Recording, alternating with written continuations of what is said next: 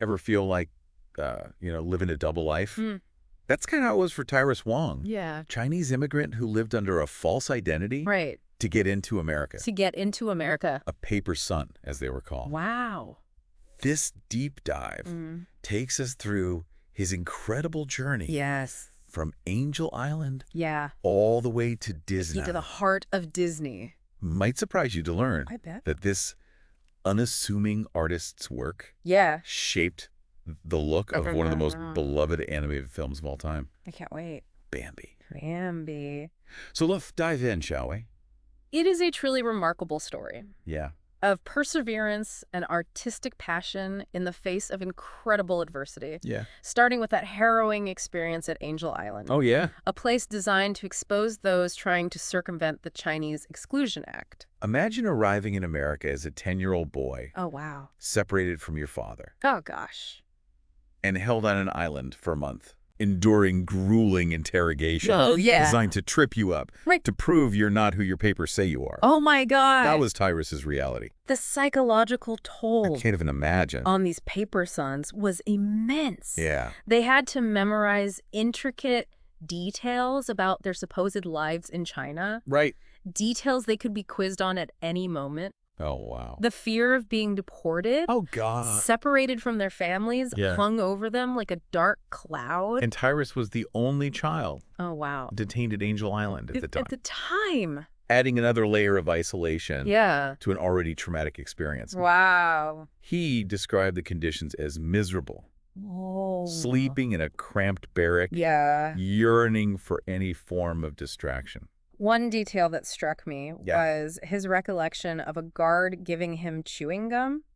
He would melt it on the radiator out of sheer boredom. Just to have something to do. It's a small detail, but it speaks volumes about the monotony and anxiety of his situation. I can't even imagine. Yeah. It's heartbreaking. Yeah. Thankfully, both he and his father passed their interrogations and were finally reunited after that agonizing month. But their challenges didn't end there. No, of course not. His father, Right. a strict but supportive figure, moved to Los Angeles for work, Okay. leaving Tyrus behind once again. Oh, gosh. It was during this period that art became his refuge. Makes sense. Yeah. Art can be such a powerful form of escape. Especially during difficult times. Especially during difficult times. His father recognized his son's talent and encouraged him, even forbidding him from playing baseball, fearing he'd injure his hands. Oh. Every night, young Tyrus practiced calligraphy, Oh, wow. using water and old newspapers because they couldn't afford proper supplies.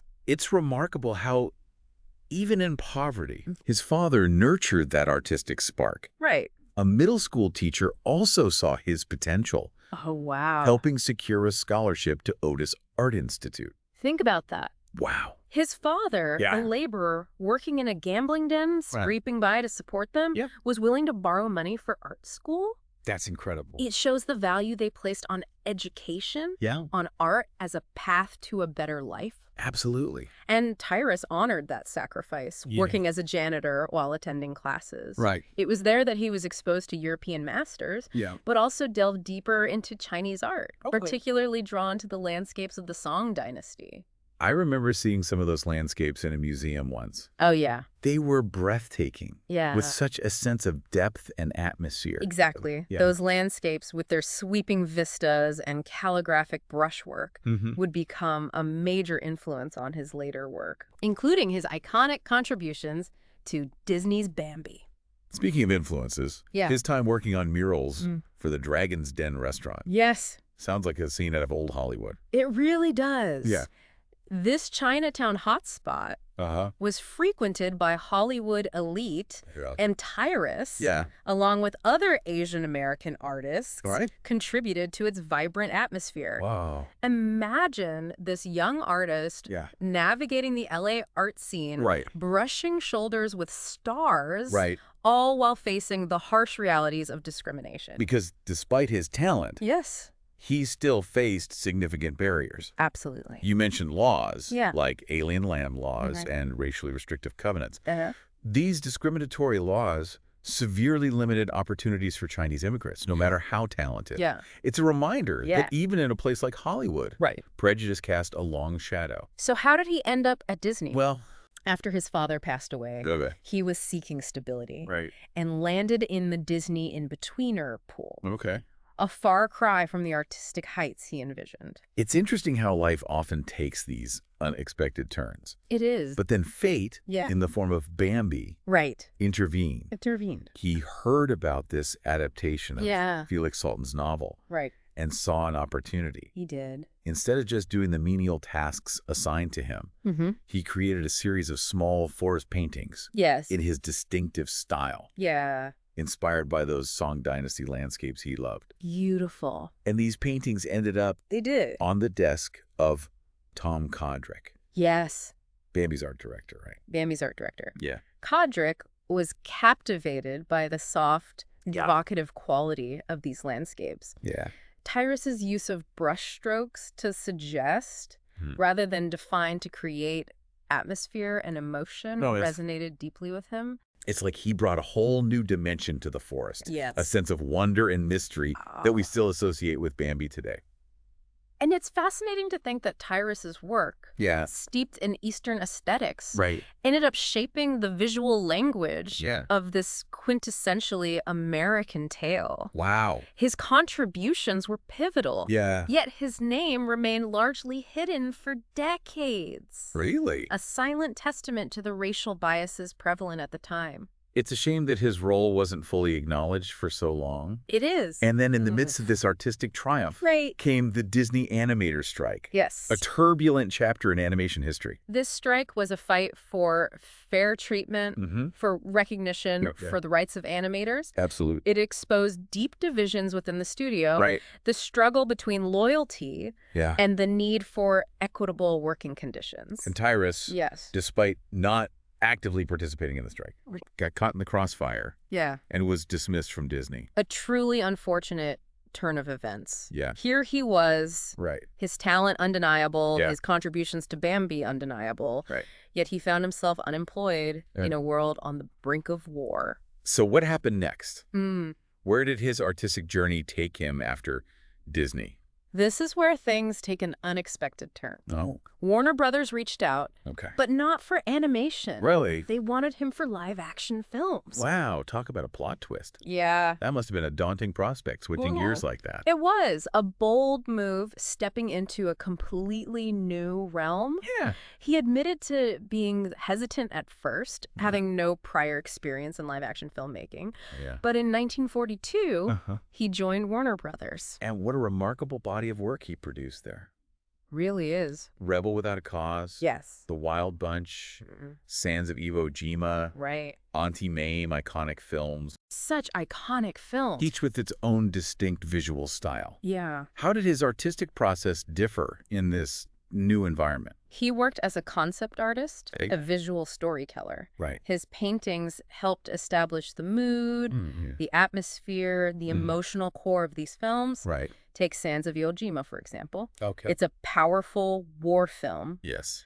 And his work had to capture the intensity and gravity of that battle. That makes sense. Yeah. War films demand a different kind of visual language than, say, a whimsical animated film like Bambi. And even in this seemingly more liberal Hollywood setting, he still faced challenges. Oh, wow. You might recall that he even participated in a Warner Brothers artists' strike. He did? Spending a night in jail during the protests. Wow. I didn't know that. Yeah. It seems like he wasn't afraid to stand up for his beliefs. Definitely not. Even if it meant personal risk. Right. It speaks to his principles. His willingness to fight for fair treatment and recognition for himself and his fellow artists. And remember, this was during the 1940s, post-Pearl Harbor. Anti-Asian sentiment was rampant. It's hard to imagine the pressure he must have felt navigating that climate of fear. He even resorted to wearing a button, identifying himself as Chinese, fearing he might be mistaken for Japanese. Oh, my God. And subjected to the same internment fate as his colleagues Benji Okubo and Hideo Date. That's chilling. Yeah. It's a stark reminder of how easily prejudice can spiral into injustice. Absolutely. But through it all, his creativity never wavered. It didn't. Tell me about his work with Winfield pottery. Okay. I'm fascinated by how he applied his artistic talents to different mediums. This is where his artistry intersects with design history. Okay. He started hand-painting dinnerware. Wow. Capturing the essence of the Chinese modern style that was gaining popularity at the time. Birds, flowers, bamboo, all rendered with his signature elegance and those delicate brushstrokes. His dinnerware was a hit. It was. Tapping into the Chinese modern style. That was all the rage. Right. It's fascinating how he brought his fine art skills to everyday objects. Yeah. Making art accessible to everyone. Exactly. Yeah. And it highlights his precision and control. Right. Remember, there are no do-overs with hand-painted dinnerware. Oh, yeah? Each stroke had to be perfect. It must have been like a form of artistic meditation. Yeah. Requiring intense focus and a steady hand. I bet. And then there's the chapter of Christmas cards. Yes. A surprising venture for a non-Christian artist. This is where his wife, Ruth, played a significant role. Okay. She suggested the themes, right. wrote the inscriptions, bringing her own background and faith into the collaboration. What a lovely partnership, blending their talents and perspective. Yes. And those cards became highly sought after. It did. Each one signed by Tyrus. It's a testament to how his artistic style, those evocative brushstrokes and subtle washes of color, could translate to different forms and resonate with a wide audience. A good reminder that art can transcend boundaries. It is it. And find its way into the most unexpected corners of life. That's true. I especially love the story about those bright pink tree boughs. Oh, yeah. That sold over 1 million copies. Wow. It's a delightful image. It really captures the spirit of the holiday, that sense of wonder and joy. Yeah. And it's funny to think of him working on these festive designs months in advance. Yeah. Listening to Christmas music in the summer heat. It shows his dedication to his craft. It does. Fully immersing himself in the project. Yeah. And as his success grew, America itself was undergoing a significant transformation with the repeal of the Chinese Exclusion Act in 1943. It was a landmark moment. Absolutely. Though long overdue, Yeah. Chinese immigrants could finally seek citizenship, Right. paving the way for Tyrus to become a U.S. citizen in 1946. It's a bittersweet victory. It is. A recognition of rights denied for far too long. Yeah. But even with legal barriers removed, the sting of discrimination lingered. Yes, unfortunately. You mentioned their search for a home. Yes. Facing rejection despite being financially qualified. The alien land laws might have been deemed unconstitutional. Right. But the ingrained prejudice persisted, making homeownership a struggle. Yeah. They finally found a house in Sunland, but only after ensuring their neighbors wouldn't object to their presence. That's heartbreaking. Imagine having to seek approval just to live in your own home. I know. It's a sobering reminder of the enduring legacy of racism. Yes. How deeply it can permeate society. It is. But amidst all this, Tyrus never lost his artistic spirit. No, he didn't. He found solace and joy in his passion for kite making. Yeah. It's such a beautiful image. It is. Picturing him on Santa Monica Beach, surrounded by colorful kites dancing in the wind. It's almost like a return to his childhood. Yeah. A reconnection with simpler times. Right. The pure joy of creation. It's a powerful metaphor for his life. It is. A testament to resilience, creativity, and the enduring power of art to uplift the human spirit. Absolutely. But his story doesn't end there. No, it doesn't. After years of relative obscurity, right, he finally began to receive the recognition he deserved. He did. It's about time. Yes, it is. Let's talk about his later life achievements and how his legacy is being preserved today. All right. In 2001, at the age of 91, Tyrus was named a Disney legend. Really? Finally acknowledged for his pivotal role in shaping Bambi's iconic aesthetic. What a moment that must have been. It was. A true validation of his talent and a testament to the enduring power of his art. Yes. And the accolades didn't stop there. He didn't. In 2006, he received the Winsor McKay Award at the Annie Awards. At the Annie Awards. Another prestigious honor, right, recognizing his lifetime achievement in animation. Wow. From uncredited background artist to industry legend. It is an amazing story. His journey is truly inspiring. It is. And then there was the retrospective exhibition at the Walt Disney Family Museum. At the Walt Disney Family Museum. Water to paper, paint to sky, the Art of Tyrus Wong. Such a beautiful title. Yeah. Imagine that a centenarian witnessing a celebration of his life's work. Yeah. It showcased his incredible range. Right. From those delicate watercolors to vibrant kite designs.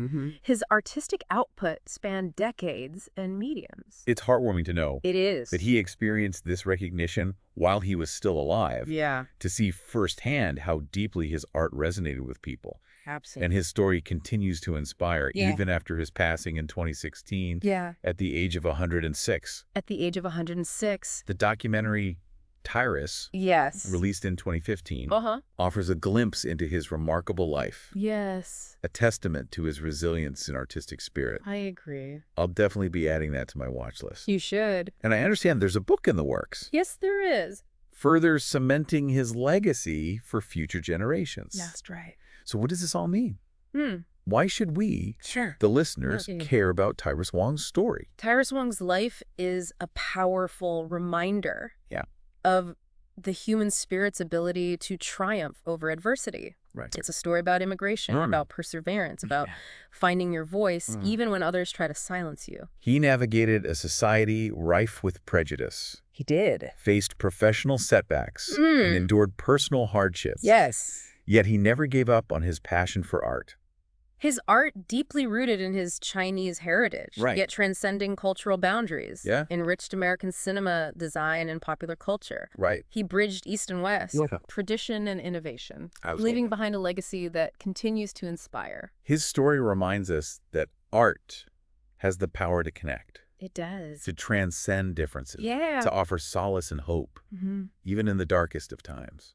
It challenges us to look beyond the surface. Yeah. To recognize the unsung heroes. Right. To celebrate the richness and diversity of artistic expression. It's also fascinating to consider how his unique style, this fusion of Eastern and Western aesthetics, may have influenced other artists and forms of visual culture beyond his immediate circle. It's a good question. It's a question worth pondering. Yes. A testament to the ripple effect of a single artist's vision. Absolutely. And if Tyrus Wong's story resonated with you, I encourage you to explore his artwork online. Yes. Watch the documentary Tyrus and check out the upcoming book. Yes. His story deserves to be told. It does. His art deserves to be seen. It does. And his legacy deserves to be remembered. I couldn't agree more.